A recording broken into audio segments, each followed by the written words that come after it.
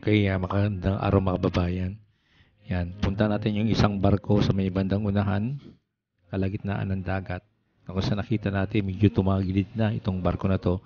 Titignan natin bakit tagilid na itong barko na to dito sa may gitna ng dagat ng Manila Bay.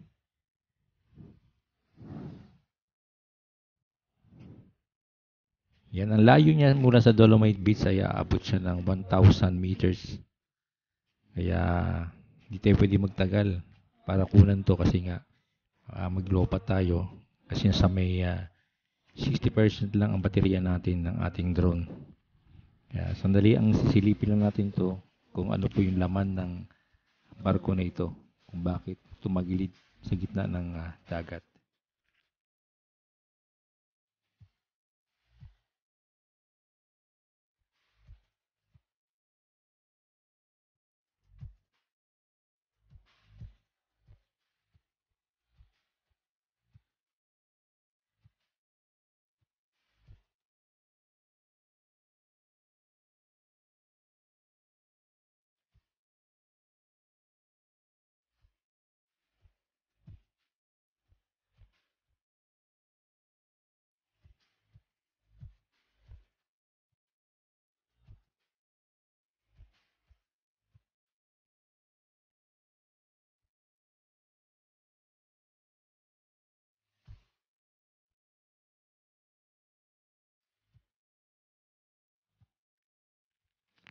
Yan po at makikita po natin may laman tubig.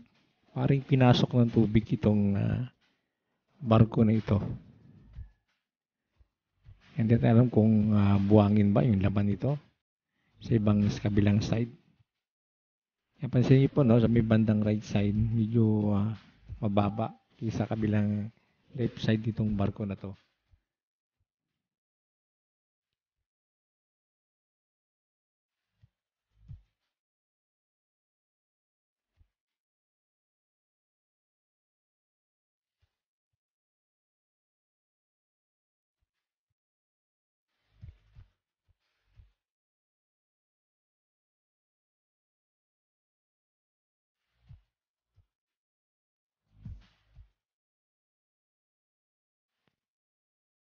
Ayan, mga kababayan, balik na tayo. At sa 30% na lang ang baterya natin, medyo malayo pa tayo sa may 1,000 meters tayo, baka hindi tayo makabalik ka agad. Yan, malayo eh. Mabumagsak yung drone natin.